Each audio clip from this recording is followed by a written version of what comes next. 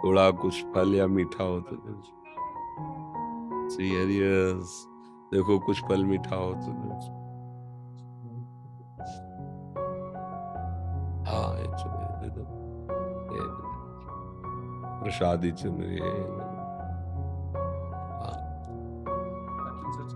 हाँ दे देना उधर, वो श्री जी से वहां से दे देंगे, तो लिवा जाओ और हाँ उसको मिठा।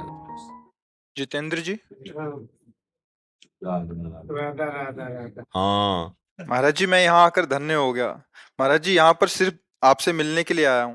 महाराज जी किसी कहीं से सुना कि आप अस्पताल में भर्ती हैं, तो जैसे ही पता लगा तो मैंने ना सोचा ना समझा 300 किलोमीटर पैदल यात्रा करके आपसे मिलने अस्पताल आया। में तो नहीं भर्ती। मतलब मैं मुझे जानकारी नहीं थी महाराज, तो मैंने किसी से पूछा कि महाराज कहाँ पे मिलेंगे, उन्होंने कहा इस समय उनकी तबीयत बिगड़ी हुई है। मैंने तबीयत तो क्या है कि 18 साल से बिगड़ी हुई है। महाराज जी ये एक आपकी हमारे पुरानी वाली जो वीडियोस होती है ना, वो भी वायरल्स हो हाँ जाती हैं क्या तो है कि उसमें अब लोग अब कुछ भी डाल रहे हैं, वो ऐसा। सोशल मीडिया के जरिया से मैंने सोचा कहीं भी महाराज मुझे मिलेंगे, मैं वहां पे पहुंचूंगा जरूर। बड़ी कृपा हुई श्री जी की कि आप वृंदावन आए, आप दर्शन, जब संतों के पास जाए तो उनको सुख देने के लिए नाम उच्चारण करें, जैसे उनका ना आपका नाम, तो राधा राधा राधा राधा राधा, तो हमें सबसे बड़ी भेंट, सबसे बड़ा सुख। अब हमें तभी आपको देखने की इच्छा होगी जब आप नाम उच्चारण करेंगे। ऐसे जैसे आप हाँ बोले ना, अब चूंकि आपको संग नहीं मिला ना, इसलिए कभी किसी भी संत के पास जाओ तो उसको नाम सुनाओ। जैसे देखते हैं ना संत, बाबा जय सिया राम, बाबा राधे श्याम, राधा राधा, तो उससे हमें सुख मिलता है कि आपने हमारे आराध्य देव का स्मरण, तब आपको हम प्यार दृष्टि से देखते हैं। और आप पैदल आए इसलिए आपका स्वागत करते हैं, और हम सदैव स्वस्थ हैं। हमारे शरीर को जो कष्ट है वो एक लीला है भगवान की, भगवान की लीला है। आपको दिखाई देते हैं बीमार आदमी है? नहीं बस वो एक नाटक चल रहा है, माया का नाटक चल रहा है, डायलिसिस होता है। देखो सबसे बड़ा रहस्य है स्वस्थ होने का आनंद। अगर चित्त आनंद है तो फिर सब लघु रहता है। अब हमें प्रियाजू के चरणों का आश्रय सहारा मिल गया है, तो हर समय मन उनकी कृपा से आनंदित रहता है। शरीर कष्ट में रहता है, डायलिसिस होते हैं, बड़ी दवाइयां हैं, बड़ा कष्ट है, पर वो सब एक बाहरी माया का नाटक मात्र है। आनंद है हमें। अस्पताल में भी भर्ती रहना पड़ा, ऑपरेशन भी हुए, सब दुनिया की चीजें, पर ये सब माया का नाटक है। आनंद है तो प्रभु के नाम में, रूप में, और उसी आनंद के बल से हम आनंदित रहते हैं, और वही हमारे जीवन का परम लाभ है। नहीं तो अगर शरीर स्वस्थ है और आप गंदे आचरणों में, तो क्या आप आनंदित हो क्या? आप सोचो, देखो आप जल रहे हो, आप क्लेशित हो, आप अशांत हो, ऐसे ऐसे राक्षसी भाव एक दूसरे को मारे डाल रहा है, एक दूसरे को क्या है ये? तो आपका सद्भाव बहुत अच्छा है, और हम यही चाहेंगे कि आप जब आए हो तो आप राधा राधा जपने की कोशिश करो और भगवान की कृपा के पात्र बनो।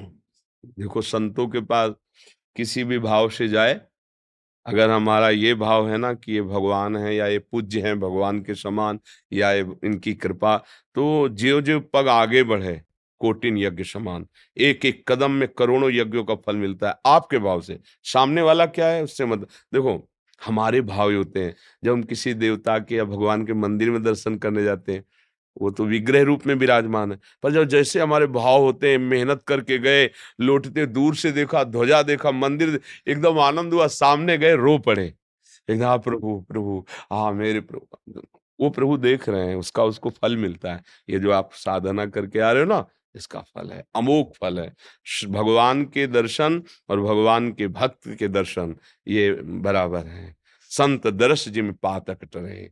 अगर हम भाव से ना, तो जब भाव से हम शिला में भगवान की भावना कर लेते हैं, फिर संतों में भगवान की भावना कर ले, मंगल है। खूब नाम जप करो, कोई नशा न करना, कोई गंदा आचरण नहीं, गंदा भोजन नहीं, तो जहां जाना है ना, वहां पहुंचने का मार्ग प्रकाशित हो जाता है। महाराज जी क्षमा कीजिएगा, एक और बात पे प्रकाश डाल दीजिए। जैसे आपसे सुना है कि आपके मुख से कि पैदल यात्रा अच्छा लगा, तो महाराज जी कुछ ऐसे भावुक जन है वो भी पैदल शुरू कर देंगे महाराज जी। ये सामर्थ्य सबके अंदर नहीं होती है। हम आपको सही बताएं, सामर्थ्य उनके होती है जो बहुत कष्टपूर्ण जीवन गरीबी से व्यतीत करते हैं, और उनको जब लगता है कि मेरे पास तो कुछ देने के लिए कुछ है नहीं, तो ये जीवन ही है, तो मैं अगर हो सके तो मैं लौटते हुए जाऊँ या पैदल जाऊँ, ये सामर्थ्य उनकी होती है। जो विषय संग्रह से रहित होते हैं, उनको लगता है मैं क्या दूँ? तब लगता है कि अगर मैं खोपड़ी के बल चल पाता तो खोपड़ी के बल चल के जाता, यही मैं कर सकता हूँ। ये सबके अंदर हो भी नहीं सकता। आदेश दें तो भी नहीं कर सकते सब। अरे यहाँ से पैदल राधा वल्लभ जी नंगे पैर तो जाना नहीं हो सकता। आप सोचो ला और चालीसों कोस सैकड़ों कोस दूर से पैदल, ये उनकी बात होती है ना, जो गृहस्थी में रह के कष्ट सहते हैं और उनको लगता है मैं किसी योग्य नहीं हूँ, क्या दे सकता हूँ संत को, तो मैं पैदल चल कर जाता हूँ उनके दर्शन के लिए। ये बहुत बड़ी बात है और ये सबके बस की है भी नहीं। हम कहे भी, आदेश भी करें तो ले, ये सबके बस की। हम इस बात से बहुत अंदर से, हृदय से द्रवित है। भरत जी यही कह रहे हैं। जब वशिष्ठ जी ने देखा उनके चरणों में छाले पड़ गए, तब कहा थोड़ी देर पालकी में बैठ जाओ। तो उनका हाँ, हमारे इष्ट नंगे पैर यहाँ चले हैं और मैं पालकी में बैठ के चलूं? मुझे तो लगता है गुरुदेव, सिर भर जाऊं उचित असमोरा, कि जहां मेरे श्री राम के चरण पड़े वहां मैं सिर रख करके जाऊं। ऐसा ये तो सबके हृदय में नहीं होता, ये हम जानते हैं, सबके हृदय में नहीं होता। ये विषय सुख भोगने वालों के हृदय में आ ही नहीं सकता। ये उनके हृदय में आता है जो दैन्य होते हैं और जिनके मन में है कि मैं क्या दे सकता हूँ। तो यही है, शरीर है, इसी को कष्ट दे करके मैं जाता हूँ।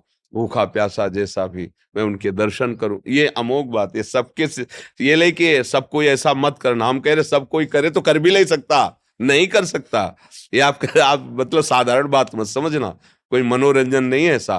पैदल चल, ऐसा हमने कई भक्तों को देखा है, कई भक्तों को देखा है, सैकड़ों कोस ऐसे पैदल। या देखो ना, महाराष्ट्र में सैकड़ों भक्त पैदल यात्रा करके विट्ठल भगवान के दर्शन कर, बड़ी दूर लंबी लंबी यात्राएं। हाँ, 84 कोस ब्रज की पैदल यात्रा। तो इनके भाव हैं संत दर्शन के लिए। तो ये ऐसे सब कोई थोड़ी आ सकता है कि भाई दिल्ली से कार छोड़ दी और पैदल वहां से आ रहे, आ ही नहीं सकता। इतनी हिम्मत ही नहीं है। हिम्मत तो उसकी ही होती है ना, जिसको ये लग गया कि अब हमारे पास तो कुछ है नहीं, शरीर प्राण ही है, अब यही हम समर्पित करते हैं। बहुत बड़ी बात है, बहुत बड़ी बात है। एक बात तो साफ